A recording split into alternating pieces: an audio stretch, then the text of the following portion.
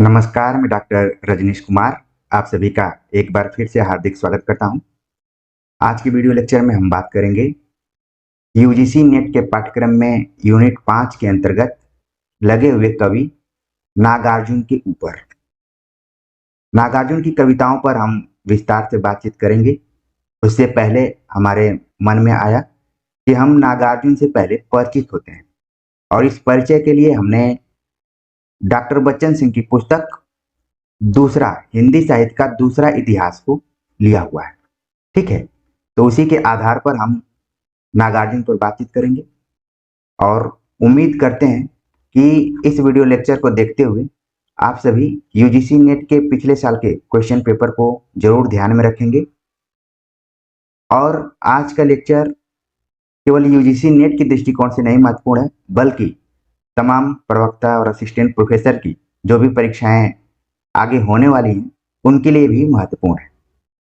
अभी तक हम आचार्य रामचंद्र शुक्ल की दृष्टि में आदिकाल से लेकर आधुनिक काल तक के कवियों में खासतौर से छायावाद तक के कवियों को देखा था, लेकिन जब हम छायावाद के बाद के कवियों का अध्ययन करेंगे तो ज्यादातर हम चर्चा करेंगे बच्चन सिंह की पुस्तक का, क्योंकि बच्चन सिंह की पुस्तक का नाम हिंदी साहित्य का दूसरा इतिहास है, लेकिन उन्होंने जो ट्रेंड अपनाया है वो थोड़ा आचार्य शुक्ल से मिलता जुलता है। इसीलिए कई बार परीक्षाओं में अगर कथन पूछे जाते हैं तो ये कंफ्यूजन सा होने लगता है कि ये शुक्ल का कथन है या फिर किसी और का है। जैसे नागार्जुन पर हम बात कर रहे हैं तो पहला ही कथन आप देख रहे हैं कि जन्मना कवि प्रकृतिया घुमक्कड़ और विचारतः मूलतः मार्क्सवादी। पूछा जा सकता है कि नागार्जुन के संदर्भ में ये किसका कथन है, तो तुरंत आपके दिमाग में आ जाएगा कि नागार्जुन के बारे में बच्चन सिंह का यह कथन है कि जन्मना कवि प्रकृतिया घुमक्कड़ और विचारतः मूलतः मार्क्सवादी। नागार्जुन की कई विशेषताएं बताई जा रही हैं इस एक वाक्य में बस, कि जन्म से क्या है, कवि हैं, लेकिन स्वभाव से घुमक्कड़ है, विचार से क्या है, मार्क्सवादी है। सवाल पूछा जा सकता है कि नागार्जुन के बारे में असत्य है, तो इसमें से तीन ऑप्शन तो यहां पर बन जा रहे हैं, कवि, घुमक्कड़ और मार्क्सवाद का प्रभाव। लेकिन कथन के तौर पर किसका कथन हो गया, बच्चन सिंह का हो गया। आगे लिखते हैं कि कविता के लिए कोई भी विषय हो सकता है, लालू साहू, नेवला, कटहल। यानी कि नागार्जुन आधुनिक काल के ऐसे कवियों में हैं जिनके कविता का विषय बहुत विस्तृत है, कुछ भी किसी भी विषय पर कविता लिख सकते हैं। और इसका आह्वान शुरू में ही महावीर प्रसाद द्विवेदी ने किया था कि चींटी से लेकर हाथी तक पे चर्चा की जा सकती है, पर्वत से लेकर पहाड़ तक या फिर झरने, जिस पर भी छोटे छोटे विषयों पर भी कविता की जा सकती है। तो आगे चलकर नागार्जुन जैसे कवियों ने तमाम उन उपेक्षित विषयों को भी ध्यान में रखकर कविताएं लिखी हैं। नेवला पर देखिए कविता लिखी है, ठीक है, कटहल पर कविता लिखी है, जिधर अक्सर कवियों का कम ध्यान जाता है। तो धीरे धीरे आप परिचित हो रहे होंगे कि जब हम नागार्जुन की कविता पर विस्तार से बात करेंगे जो यूजीसी नेट के पाठ्यक्रम में लगी हुई है, लेकिन उसके पहले नागार्जुन किस प्रकार के कवि थे, उनकी कविता का विषय क्या होता था, उससे परिचित होना शुरू हो गए। लिखते हैं बच्चन सिंह कि घुमक्कड़ ऐसे कि कभी यहां कभी वहां। यह कथन पूछा जा सकता है कि किसका है। मूलतः मार्क्सवादी, किंतु वे बाहर भी झांक लेते हैं। यानी कि सामान्य तौर पर विचार के दृष्टिकोण से देखा जाए तो नागार्जुन जो है मार्क्सवादी है, लेकिन मार्क्सवाद के सिद्धांतों में एकदम से जकड़े हुए नहीं है, बल्कि मौका पाते हैं तो उससे बाहर भी झांक लेते हैं। ये वाक्य आप देख रहे हैं कि चमत्कार पैदा करने वाला है, और चमत्कार पैदा करने वाले ही वाक्य अक्सर परीक्षाओं में कथन के तौर पर पूछे जाते हैं। ठीक है, आगे लिखते हैं कि अंग्रेजी स्कूल, कॉलेज, विश्वविद्यालय से कोई सरोकार नहीं। यानी कि नागार्जुन भी उस तरह के कवि नहीं है जो आजकल के विश्वविद्यालय कवि हैं, जो कि अपने काव्य संग्रह को निकालते हैं तो 50 जगह उसका लोकार्पण या माल्यार्पण करवाते हैं। लेकिन जो नागार्जुन देख रहे हैं आप, जो जन्म से कवि हैं, घुमक्कड़ प्रवृत्ति के हैं और मार्क्सवादी विचारधारा से प्रभावित हैं। वो कभी अंग्रेजी स्कूल, कॉलेज, विश्वविद्यालय से उनका कोई सरोकार नहीं। हाँ, लेकिन कुछ दिन काशी रहकर संस्कृत की पढ़ाई अवश्य की। काशी यानी बनारस से इनका संबंध रहा है। सवाल पूछा जा सकता है कि नागार्जुन मूल रूप से कहाँ से थे और उन्होंने संस्कृत की पढ़ाई कहाँ से की। तो जाहिर सी बात है, इसका अनुमान से भी आप आंसर लगा सकते हैं कि उस जमाने में या फिर आज भी काशी में रहकर संस्कृत की अच्छी पढ़ाई की जा सकती। ठेठ देशी संस्कारों ने उन्हें पश्चिमी प्रभावों से बचाए रखा, यानी कि पश्चिमी प्रभाव जो कि यूरोप का प्रभाव, जिससे हम लोग भली भांति प्रभावित हो चुके हैं, लेकिन नागार्जुन पर इसका कोई असर नहीं पड़ा। ठेठ देशी संस्कारों ने उन्हें इस चीज से बचा लिया। इस अर्थ में संभवतः वे अकेले हैं। बच्चन सिंह का मानना है कि ठेठ देशी संस्कारों ने नागार्जुन को पश्चिमी प्रभाव से बचाया, शायद वे इकलौते ऐसे कवि। आगे कुछ उनकी कविताओं के विस्तार पर बात की गई, जिसमें उनके कविताओं में बार बार महात्मा गांधी के अहिंसा की बात आएगी। लिखते हैं कि महात्मा गांधी के अहिंसा सिद्धांत और हृदय परिवर्तन में उन्हें आस्था न थी, किंतु उनकी मृत्यु पर श्रद्धांजलि देते हुए उन्होंने लिखा, व्यक्ति व्यक्ति के मंदिर में विद्यमान हो, निविड़ तिमिर में देव तुम ही जाज्वल्यमान हो। ये पंक्ति देकर परीक्षा में पूछी जा सकती है कि किसकी है या फिर किसके बारे में लिखी गई है। तो तुरंत आपके मन में आ गया होगा कि नागार्जुन ने इस कविता को लिखा और महात्मा गांधी को याद करते हुए। ठीक है, महात्मा गांधी को याद करते हुए उन्होंने लिखा कि व्यक्ति व्यक्ति के मंदिर में विद्यमान हो। आज अगर देखा जाए तो महात्मा गांधी का फोटो हर व्यक्ति के पॉकेट में है, यानी कि मैं पैसे की बात कर रहा हूँ, रुपए की बात कर रहा हूँ, लगा हुआ है। तो यहाँ पर लेकिन नागार्जुन कह रहे हैं कि व्यक्ति व्यक्ति के मंदिर में विद्यमान हो, मतलब दिल में, मन मंदिर में क्या हो, विद्यमान हो। निविड़ तिमिर में देव तुम ही जाज्वल्यमान हो, यानी कि जल रहे हो, अंधकार को दूर कर रहे हो।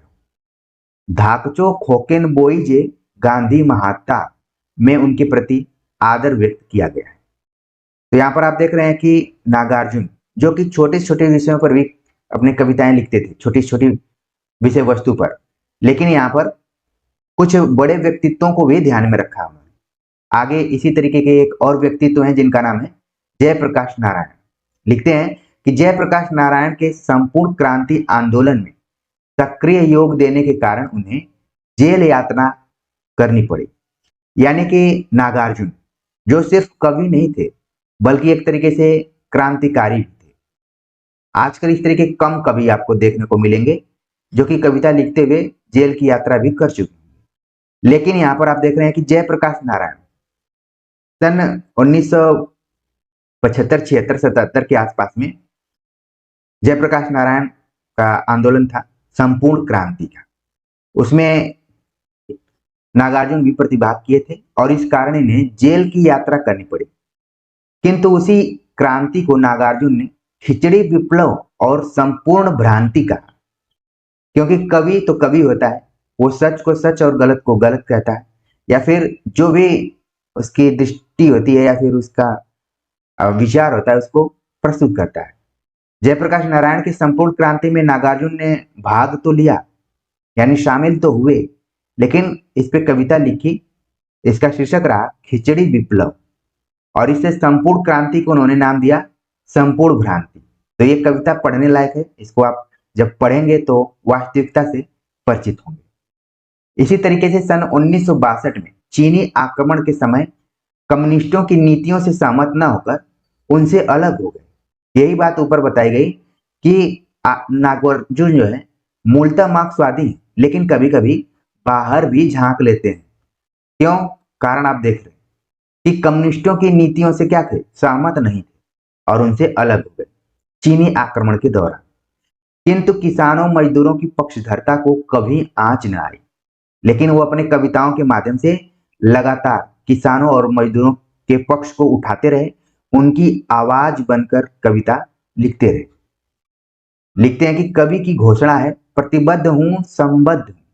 ये कई बार परीक्षाओं में पूछा जा चुका है कि किसकी पंक्ति है। प्रतिबद्ध हूं, संबद्ध हूं, आबद्ध हूं। तीन चीजें यहां पर बताई गई।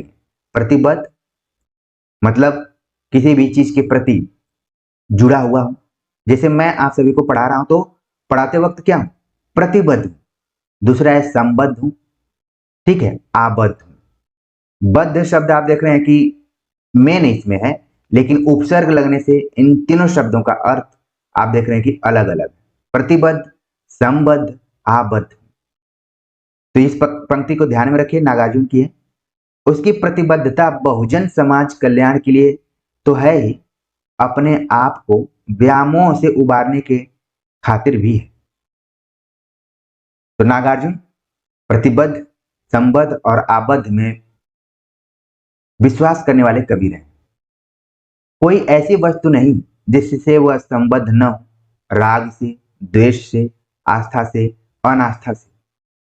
संबद्धता का विस्तार आप देख रहे हैं, चाहे वो राग की बात हो, चाहे द्वेष की बात हो, आस्था की बात हो, अनास्था की बात हो, सब में क्या है? इनकी संबद्धता रही, यानी जुड़ाव रहा है। वह आबद्ध है स्वजन परिजन के प्यार की डोर में, प्रियजनों के पलकों की कोर में, तीसरी चौथी पीढ़ी के दंतुरित शिशु सुलभ हास में। ये आबद्ध कविताएं अधिक संयमित, सरस और मर्मस्पर्शी। तो धीरे धीरे नागार्जुन की कविता का जो विस्तार है या उसकी जो विशेषताएं हैं उनसे आप परिचित हो रहे होंगे। बच्चन सिंह अपने इतिहास ग्रंथ में लिखते हैं कि सब मिलाकर उनके 20 काव्य संग्रह प्रकाशित हो चुके हैं। यानी जब ये किताब लिख रहे थे, बच्चन सिंह की किताब 1996 में प्रकाशित हुई थी, और एक तरीके से ये समकालीन भी माने जा सकते हैं। इन लोगों का एक दूसरे के साथ उठना बैठना था। अभी तक जो हम आदिकाल से लेकर रीतिकाल तक के कवियों को बात की चर्चा करते थे, तो वो जो भी आलोचक हैं वो भी कहीं ना कहीं से मैटर लिए हुए थे, उसके आधार पर अपनी बातें करते थे। लेकिन जब आधुनिक काल में हम पढ़ते हैं तो कई आलोचक रचनाकारों के साथ खुद उठते बैठते थे और उनके बारे में आकर लिखते थे। तो इस किताब में बताया गया कि 20 काव्य संग्रह प्रकाशित हो चुके हैं। तो अभी इस तथ्य को ध्यान में रखिए, हो सकता है बाद में और भी शोध हुए हों और रिसर्च हुए हों तो इनकी संख्या बढ़ भी सकती है। फिर भी हम देखते हैं आगे, उनमें से बहुत सारी ऐसी कविताएं भी हैं जो सपाट, उबड़ खाबड़, दलीय और पोस्टरीय है। ये कथन देखिए कि पूछा जा सकता है कि नागार्जुन की कविता को सपाट, उबड़ खाबड़, दलीय और पोस्टरीय तौर पर किसने माना है? यानी कि बच्चन सिंह का यह मानना है कि कविताएं बहुत सारी लिखी इन्होंने, लेकिन ज्यादातर कविताओं में सपाट बयानी है, उबड़ खाबड़ है, उनका जो शिल्प स्ट्रक्चर है वो बहुत समतल नहीं है, उबड़ खाबड़ है, दलीय और पोस्टरी। यानी कि आप देखेंगे कुछ ऐसे कवि होते हैं जिनकी कविताएं इतनी फेमस हो जाती हैं कि वो पोस्टर पे हमेशा आपको दिखती हैं, चाहे वो कोई आंदोलन का पोस्टर हो या फिर कहीं मोटिवेशन का पोस्टर हो, इन कवियों को लगा दिया जाता है। जैसे आपने मुक्तिबोध की कई पंक्तियों को देखा होगा, नागार्जुन की पंक्तियों को देखेंगे, कई जगहों पे दुष्यंत कुमार की पंक्तियां देखने को मिल जाती हैं, तो उसी पोस्टर से जोड़ा गया है। लिखते हैं कि इसके कारण नागार्जुन के मूल्यांकन में बाधा पहुंचती रही है। इन अत्यल्पजीवी कविताओं के अतिरिक्त उन्होंने दीर्घजीवी कविताएं भी लिखी हैं। उनकी कविताओं को छांट कर एक छोटा सा काव्य संग्रह भी निकला है, जो कि प्रतिनिधि काव्य के नाम से जाना जाता है। आप इसको खरीद भी सकते हैं, नागार्जुन की प्रतिनिधि कविताएं। दलीय और पोस्टरीय कविताएं उनके पक्ष को मजबूत करती हैं, किंतु बेहतर कविताओं के लिए वे ऊर्जा देती हैं। उनकी कविता का मूल सूत्र डेविएशन है। ये कथन देखिए परीक्षा में पूछा जा सकता है कि नागार्जुन का मूल्यांकन करते हुए किसका यह मानना है कि उनकी कविता का मूल सूत्र डेविएशन। डेविएशन को हिंदी में बोलते हैं विचलन, ठीक है, लेकिन ये शब्द हुबहू हो सकता है कि परीक्षा में उठा लिया जाए, इसलिए आपको ध्यान में रखना है। यानी देखा जाए डेविएशन का अनुवाद करते हुए कि नागार्जुन की कविता का मूल सूत्र क्या है? विचलन, यानी डेविएशन। इस कथन को ध्यान में रखिए, बच्चन सिंह का ये कथन है। इसी सूत्र के सहारे हम उनकी मूल्यवत्ता और कलात्मकता तक पहुंच सकते हैं। पछाड़ दिया मेरे आस्तिक ने ऐसी ही कविता है जिसमें क्या है? विचलन, डेविएशन है। बचपन का लौटना, पंकिल कछार में भारी खुरों के निशान, नीलकंठ की उड़ान, सूर्योदय का प्रकाश बिंब आदि देखकर कह उठता है, ओम नमो भगवते भास्कराय। यानी आप देख रहे हैं कि एक तरफ नागार्जुन जो है मार्क्सवादी विचारधारा से प्रभावित है, और मार्क्सवादी विचारधारा में बोला गया कि धर्म अफीम की तरह है। लेकिन यहाँ पर आप देख रहे हैं कि कई बार जो नागार्जुन है उनमें विचलन सा भी पैदा होता है। वो बचपन को याद करते हैं, अपने गांव को याद करने लगते हैं। किसान यहाँ पर देख रहे हैं खुरों के निशान, यानी गांव में जो आपने देखा होगा कच्ची सड़कों पे पशुओं के पैरों के निशान दिखाई देते हैं, तो कभी उनको भी याद कर लेता है। नीलकंठ की उड़ान, नीलकंठ एक तरीके से पक्षी को भी देख सकते हैं, और दूसरे हो गए शिव को भी कहा जाता है। तो अंत में कवि क्या बोल दिया, ओम नमो भगवते भास्कराय। आगे है कि अशिथिल समाधि की कविता इस प्रकार वस्तुओं का अन्यथाकरण कर देती है, यह उसका प्रमाण है। इस डेविएशन से कविता का अपना कलात्मक सौंदर्य भी निखर उठता है। आगे रवि बाबू नाम से एक कविता लिखी। आधुनिक काल की कविताओं की या कवियों की एक खास विशेषता है कि वे अपने समकालीनों पर भी कविता लिखते हैं, या फिर जिससे प्रभावित होते हैं उन पर भी लिखते हैं। रवि बाबू यानी रविन्द्रनाथ टैगोर की चर्चा यहाँ पर की गई है। रवि बाबू में वह वर्ग भेद से डिविएट करता है। वे पूछते हैं कि रवि बाबू को संपन्नता का आडंबर क्यों छू नहीं गया, उससे उनकी प्रतिभा की लव मध्यम क्यों नहीं हुई। नागार्जुन की दृष्टि में वे विश्व वंद्य महाकवि हैं, यानी रविन्द्रनाथ टैगोर इत्यादि संपन्न घर के व्यक्ति थे, फिर भी उन्होंने अपनी कविताओं में जो भी सामान्य व्यक्ति हैं उनको विषय बनाया हुआ है। डेविएट यहाँ पर देखिए सवाल उठता है कि उनको आडंबर क्यों नहीं छू गया, या फिर उनकी प्रतिभा मध्यम क्यों नहीं हुई। नागार्जुन रवि बाबू को अपनी कविता में बताते हैं कि वे विश्व वंद्य महाकवि हैं, केवल भारत के ही नहीं बल्कि विश्व के हैं। यहाँ पर वे बधी बधाई पद्धति को तोड़कर कवि के काव्योत्कर्ष, समतामूलक दृष्टि और मानवतावाद की आशंसा करते हैं। यानी यहाँ पर प्रशंसा को भी बोला जा सकता है, प्रशंसा करते हैं। ठीक है, तो रवि बाबू कविता को समय निकाल कर आप पढ़ सकते हैं, देख सकते हैं। इसके बाद इन्होंने कविता लिखी केदारनाथ अग्रवाल।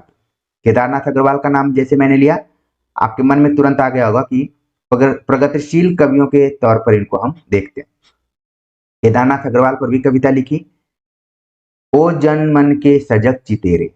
नागार्जुन ने केदारनाथ अग्रवाल को क्या माना, जन मन के सजग चितेरे के रूप में देखा है। सवाल पूछा जा सकता है कि नागार्जुन केदारनाथ अग्रवाल को किस तरीके से देखते हैं। कवि भावात्मक तन्मयता में डूबकर शुक्ल जी के शब्दों में जिस भावयोग की सृष्टि करता है वह अद्वितीय है। यानी जब आप पढ़ेंगे शुक्ल जी का एक निबंध कविता क्या है, तो इसमें उन्होंने भाव योग का जिक्र किया हुआ है। और हमने यूजीसी नेट के पाठ्यक्रम में या फिर किसी परीक्षा के दौरान कविता क्या है पर विचार किया है, और बताया हुआ कि भाव योग क्या है, कर्म योग क्या है। ठीक है, 2-3 तरीके के योगों की चर्चा शुक्ल जी ने की है। लेकिन यहाँ पर बच्चन सिंह, क्योंकि शुक्ल जी का जिक्र कर दिए हुए हैं, तो एक बार हमें ध्यान में रखना पड़ेगा कि केदारनाथ अग्रवाल पर लिखते हुए उसी भाव योग से प्रभावित होते हुए नागार्जुन ने उन्हें जनमन के सजग चितेरे के रूप में देखा है। आगे है कि परिजन से आबद्ध ऐसी कविता दूसरी नहीं है। ग्राम में लय ताल पर थिरकती बुंदेलखंडी संस्कृति और धरती में रंगी आत्मीयता से सराबो। बीच बीच में सधे बिंब कविता में जान डाल देते हैं। नीलम की उजली घाटी में श्वेत कमल कानन है बादा। केदारनाथ अग्रवाल बांदा के रहने वाले थे, और एक और कवि हैं जिनका संबंध बांदा से है। आप चाहें तो कमेंट करके बता सकते हैं। स्वयं केदार को बुंदेलखंडी संस्कृति और किसानी बिंबों से साकार करते हैं और लिखते हैं उनके बारे में, कालिंजर का चौड़ा सीना वह भी तुम हो, ग्राम वधु की दबी हुई कजरारी चितवन वह भी तुम हो, कुपित कृषक की टेढ़ी भौहें वह भी तुम हो, खड़ी सुनहली फसलों की छटा निराली वह भी तुम हो। यानी कि पंक्ति नागार्जुन की है, लेकिन किसके बारे में, केदारनाथ अग्रवाल की। बच्चन सिंह का कथन है यहाँ पर कि नागार्जुन की कविताओं में आप देखेंगे ज्यादातर क्या है, उनके आत्मीय जनों में पत्नी है, शिशु है, जन्मभूमि है और एक विचित्र जंतु नेवला। ये देखिए, यानी कि जब भी आप नागार्जुन की कविताओं को पढ़ेंगे तो ये जरूर कहीं कहीं मौजूद रहेंगे, पत्नी, शिशु, जन्मभूमि और नेवला। हालांकि आपने एक बड़ी मशहूर कविता इनकी पढ़ी होगी, अकाल और उसके बाद, उसमें उन्होंने कानी कुतिया का भी जिक्र किया है, लेकिन यहाँ पर नेवला की बात की गई। तो ये कथन किसका है? कथन है बच्चन सिंह का नागार्जुन के संदर्भ। एक कविता और आगे उसका उदाहरण देते हैं। सिंदूर तिलकित भाल में वे पत्नी के साथ गांव के पूरे परिवेश को याद करते हैं और लिखते हैं, याद आते स्वजन जिनकी स्नेह से भीगी अमृतमय आंख, स्मृति विहंगम की कभी थकने न देती पांख, याद आता मुझे अपना वह तरौनी ग्राम। सवाल पूछा गया है, बहुत बार पूछा गया है कि किसका कथन है, तरौनी ग्राम संबंध किस कवि का है? याद आती लीचियां वे आम, याद आते मुझे मिथिला के रुचिर भूभाग, याद आते धान, याद आते कमल कुमुदनी और ताल मखान। तो यहां पर आप देख रहे हैं कि फ्लैशबैक में जाकर कवि नागार्जुन किस तरीके से याद कर रहे हैं, चाहे वो गांव का नाम, चाहे वहां की लीचियां हो, चाहे आम हो, चाहे मिथिलांचल का जो इलाका हो, धान, कमल कुमुदनी, ताल मखान, सबको याद कर रहे हैं। अगली कविता है गुलाबी चूड़ियां। गुलाबी चूड़ियां बड़ी फेमस कविता है, शायद ये यूपीएससी के सिलेबस में भी है। गुलाबी चूड़ियां वात्सल्य का नमूना है, तो तन गई रीढ़ यह तुम थी, प्रेम कविता है। गुलाबी चूड़ियां जिसमें वात्सल्य रस का आप आनंद ले सकते हैं। वहीं और कविताओं का नाम बताया गया, तन गई रीढ़ यह तुम थी। ये सब कविताएं कैसी हैं? प्रेम प्रधान। नागार्जुन दोनों तरह की कविताएं लिखते थे। दोनों तरह की कविताएं पारंपरिक वात्सल्य और प्रेम वर्णन से भिन्न है।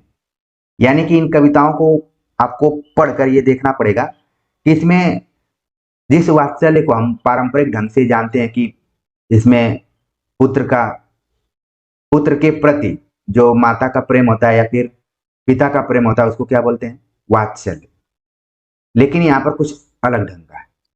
और जो तन गई रीढ़ यह तुम थी, ये प्रेम वर्णन क्या है? अलग है, पारंपरिक ढंग से।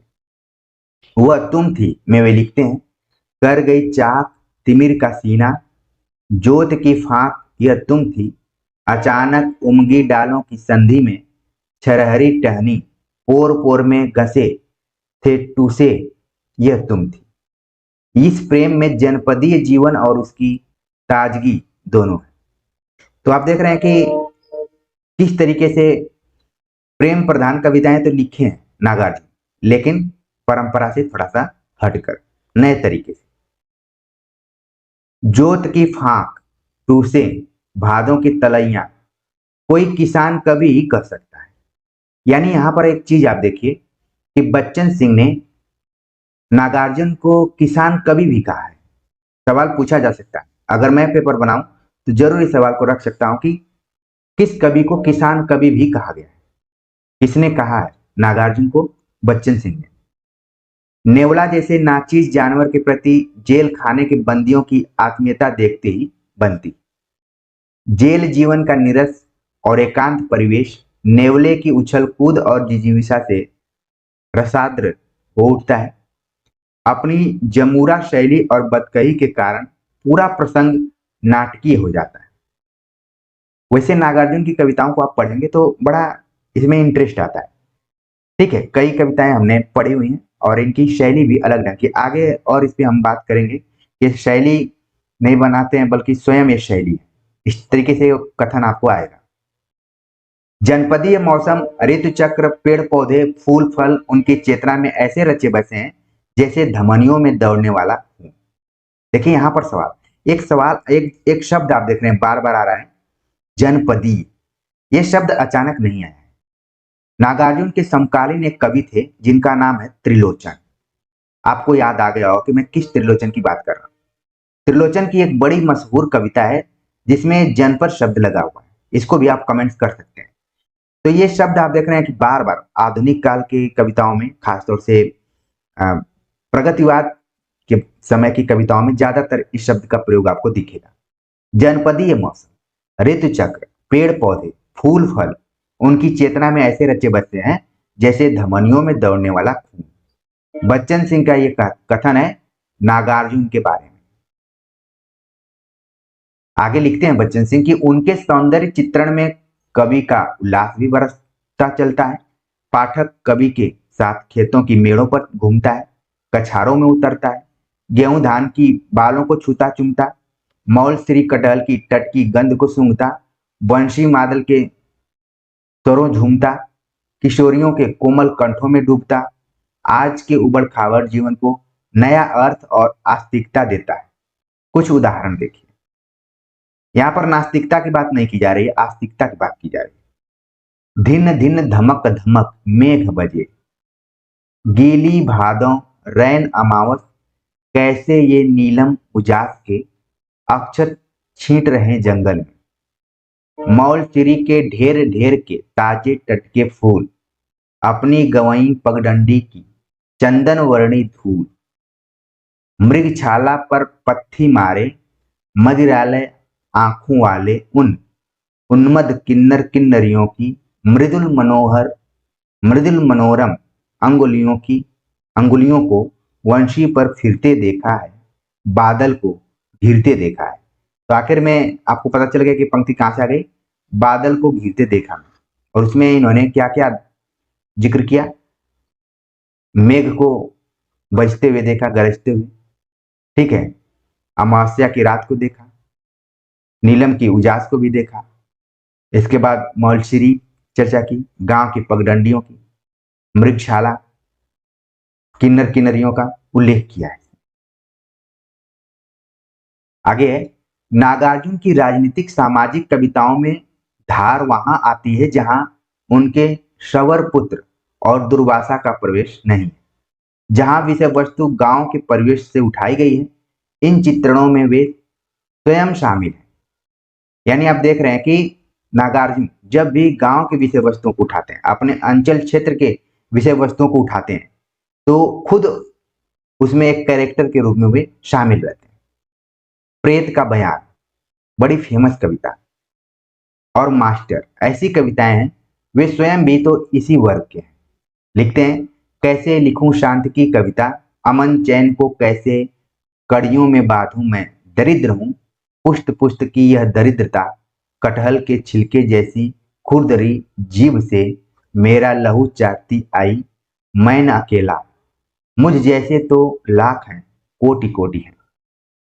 तो आप देख रहे हैं कि इन कविताओं में मैं के माध्यम से खुद शामिल हो जा रहे हैं नागार्जुन। मृत्यु भीत की दार्शनिक, मनोवैज्ञानिक और रोमांटिक कविताएं बहुत लिखी गई हैं, किंतु मृत्यु का यथार्थ नागार्जुन के यहाँ मिलेगा। किसका कथन है, बच्चन सिंह का। प्रेत का बयान की भाषा पर भी प्रेत की छाया मंडरा रही है। दुखहरण मास्टर तो जीवित प्रेत है। सवाल पूछा जा सकता है कि दुखहरण मास्टर का उल्लेख किस कविता में किया गया। घून खाए शतीरों पर 12 खड़ी विधाता बाँचे, फटी भीत छत छूती है आले पर, बिस्तुइया नीचे बरसा कर बेबस बच्चों पर मिनट मिनट में 5 तमाचे, इसी तरह दुखहरण मास्टर गढ़ता आदम के सांचे। जिस तरह मास्टर में शिक्षा व्यवस्था के साथ स्कूली इमारत की बुनियाद उजागर करते हुए गांव को भी रेखांकित किया गया है, उसी तरह अकाल और उसके बाद में अकाल के साथ गांव घर की खस्ता हालत भी उभरती है। और इस कविता की चर्चा हमने ऊपर की है। कविता को आपने पढ़ी होगी। कुल 8 पंक्तियों की एक कविता है, जिसमें से 4 पंक्तियां यहाँ पर दी गई। कई दिनों तक चूल्हा रोया चक्की रही उदास, कई दिनों तक कानी कुतिया, नेवला का देखिए प्रयोग नहीं किया गया, कानी कुतिया सोई उसके पास, कई दिनों तक लगी भीत पर छिपकलियों की गश्त, कई दिनों तक चूहों की भी हालत रही शिकस्त। ठीक है, तो यहाँ पर आप देख रहे हैं कि 3 जीव जंतुओं का जिक्र किया गया। 3 सवाल ये भी पूछ लिया जाता है, कितने पशु पक्षियों का उल्लेख उन्होंने किया है। अगर 8 पंक्तियां देखें तो अलग है, यहाँ 4 पंक्तियों में 3 का आपने देख लिया। अगला जो कथन है बड़ा ही इंपॉर्टेंट है। नागार्जुन के भाषिक मुहावरे ठेठ गांव के। पूछा जा सकता है किसका कथन है। नागार्जुन के भाषिक मुहावरे ठेठ गांव के। जहां संस्कृत की सदी हुई पदावली मिलेगी वहां पर गवई रंग चढ़ा हुआ है। एक ही कविता में वे सफलतापूर्वक कई प्रकार की पदावलियों, छंदों, लयों का प्रयोग करते हैं। छंदोबद्ध कविताओं में मैदानी नदियों का संयमित प्रवाह है, तो मुक्त छंदों में पहाड़ी नदियों की चंचलता। महत्वपूर्ण पंक्ति कथन के तौर पर परीक्षा में कभी भी इसको पूछा जा सकता है। छंदोबद्ध कविताओं, नागार्जुन का मूल्यांकन करते हुए बच्चन सिंह लिखते हैं कि अगर उनकी छंदोबद्ध कविताओं में देखा जाए तो मैदानी नदियों का संयमित प्रवाह है, तो मुक्त छंदों में पहाड़ी नदियों की चंचलता है। वे शैली की खोज नहीं करते, शैली स्वयं उन्हें खोजती है। इसी वाक्य का मैं जिक्र ऊपर कर रहा था कि वे शैली की खोज नहीं करते, शैली स्वयं उन्हें खोजती है। बहुत बड़ी बात यहाँ पर नागार्जुन के संदर्भ में। जगह जगह गांव की धरती का खुरदुरापन अपनी उर्वरता और ऊर्जा के साथ उपस्थित है। और अंत में खुद अपने बारे में नागार्जुन जी ने कहा है, जन जन में जो ऊर्जा भर दे मैं उद्गाता हूं उस रवि का। यानी नागार्जुन के बारे में ये कथन है और खुद स्वयं नागार्जुन ने इस बात को कही है, जन जन में जो ऊर्जा भर दे मैं उद्गाता हूं उस रवि का। तो इस तरीके से आपने देखा कि बच्चन सिंह के दृष्टिकोण में नागार्जुन का क्या महत्व रहा है और महत्वपूर्ण कथन कौन कौन से रहे हैं, इसको हमने देखा। नागार्जुन की कविताओं का विस्तार कितना रहा है, किन किन चीजों को उन्होंने विषय वस्तु बनाया हुआ है उसको देखा। जब हम कविताओं का पाठ करेंगे, उनकी व्याख्या करेंगे यूजीसी नेट के दृष्टिकोण से, तो इन सभी बातों को आपको अपने मन में रखना पड़ेगा, जिससे कि आप तुरंत को रिलेट कर लें। धीरे धीरे पढ़ते हुए हम देखेंगे कि पूरा यूजीसी नेट का सिलेबस हम कवर कर लेंगे और आपको सारी चीजें कहानी के तौर पर मन में बैठ जाएंगी। तो उम्मीद है कि आज का ये वीडियो लेक्चर आप सभी को पसंद आया होगा, अच्छा लगा होगा। कमेंट्स कर जरूर बताइए और अपनी तैयारी लगातार ऊर्जा के साथ करते रहिए। मिलते हैं एक नए टॉपिक के साथ, तब तक के लिए नमस्कार।